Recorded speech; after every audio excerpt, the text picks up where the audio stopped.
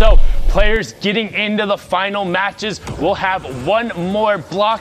Then we'll see who the last two players joining the other 19 we've seen qualify today, and then 19 from week 1 to give us an even 40 from the first 2 weeks.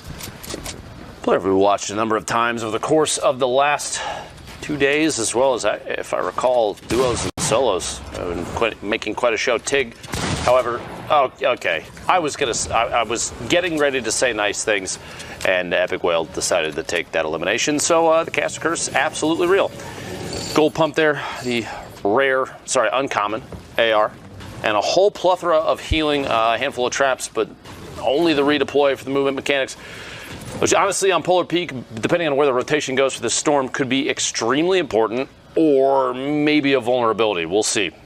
Yep. The glider redeploy, fantastic for top-down rotation, but if you go down and then back up, you end up, you know, a little out of luck, a little out of resources, but you see Whale there not slowing down, able to phase his way into the box, pick up an elim, and now we're in 39 players left. And if you're just joining us, welcome everybody. This is week 3 of the Fortnite Online Open World Cup qualifiers coming through. We've seen every other region battle it out, and we have punched tickets to that New York City Fortnite World Cup final. 2 more players from NA West will join them, Dr. Lupo, and it's been a battle for those top 2 spots. NA West showing that they indeed have what it takes to be an extremely competitive region. A number of players showing up big repeatedly over the course of the day. I'm curious to see how these last set of games play out. Keep in mind too, the games remaining on the leaderboard we looked at just moments ago. There's such a large shift between 1 and 5 matches still left to be played, depending on what position the players were in. That's kind of a crazy difference. It shows that sometimes even the highest skilled players end up with games that maybe culminate a little faster than others. Actual getting caught off guard there. Jerry pushes into the box, gets that easy pump shot there. Well, and additionally too, you're not required to play all 10 matches, right? Exactly. A part of the kind of reasoning for having the 10 matches there is to give you a little bit of a buffer if you do drop and get knocked off early. I mean, we can talk about Tfue, prime example of it, had 4 points his first 2 matches, right? If the cap is a little lower and ends up being 6, there's no way he ends up making a qualifying run. So not required to play out those games, but it's less punishing than if you do end up having 1 bad drop or 2 now on board with TSM's Myth. 40 points currently sitting on 2 elims and in a great spot. Now the rotation back over towards the southwest side of Polar Peak, which is really the one forgiving side of this mountain. So hopefully won't be too difficult, but Myth really wants to capitalize on this elim here. Got a number of players around him, one directly underneath him to his front right. Keeping an eye on that pyramid above. It is FN Tyler in the box there. We just watched not long ago. Myth trying to navigate his way around up top, keep track of his opponent who he may not even realize backed all the way down. Now he's trying to look for that angle. He does know now that he's alone at the top of this structure, which can be pretty important. We'll see if he has a launch pad or if he's going to have to waterfall his way down. Right now, the very edge, he's going to push his way down. He's looking for one of those community rotation pieces.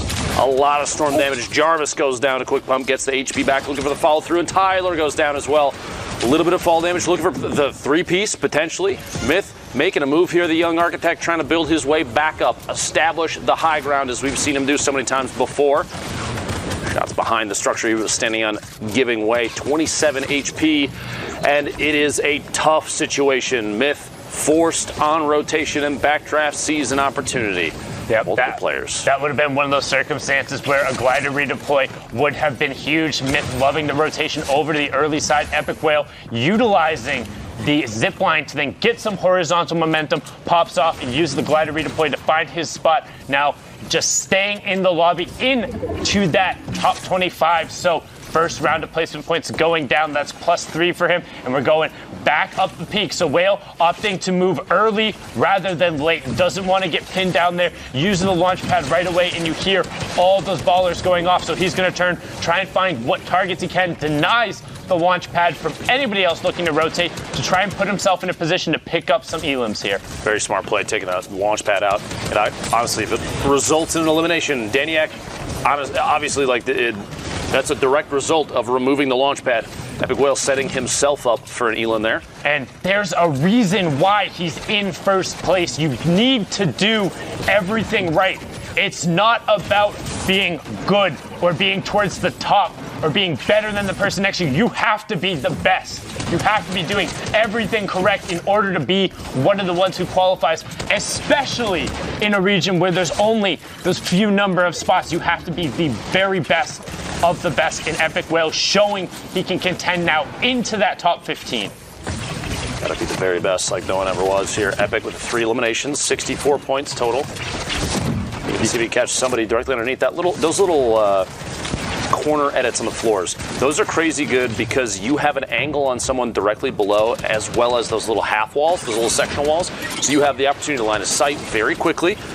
Plus you can close up the gap. Oh my gosh, Cosmic Clown goes down the trap floor into a pump shot, an easy set of 200 damage there.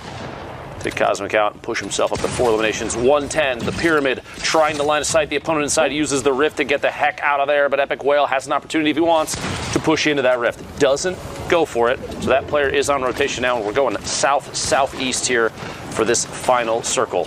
Yeah, he does have the glider redeploy, and we are going downhill, so probably going to rely mostly on that. The rifts and launch pad as this circle constricts become honestly more of a liability with that forced deploy time. You can't just keep diving down. You'll end up hanging in the air, and you might as well be bait on a line for these players. So EpikWhale instead using his mats right now, does eat a rocket, going to continue to wall himself off, but has to be careful, as one of these players might be able to push into his box as he's been pushing into others. Looks for the edit, but that little half wall you talked about biting him there. Not only does it block shots from opponents, but it can sometimes block your own. Didn't block that one. The follow through into the back-to-back as EpikWhale's cleaning up eliminations on this push. And he's in the top 5 now, so that was a 4-point swing for him there, jumping from 65 to 69 points, and he's now able to work top to bottom. Now you see we have EpikWhale in the top right, Javery in your bottom right, Meltzy on the ultimate high on the wide on the left. These are the last 3 players remaining. Meltzy looking to play some real billiards there, trying to get his angle down, but EpikWhale, Meltzy's melt, taken down. Now it's a 1v1. You have Javery on that low ground. EpikWhale on the high ground does have the redeploy to work his way down. Gonna use that 1 box above. Javery now challenging. You can see on the wide going out for the side, trying to work back towards his zone. But you take so much to do that. You have to find a shot. You're in the same spot you were just in, except on the high ground. And EpikWhale finds it by just outlasting.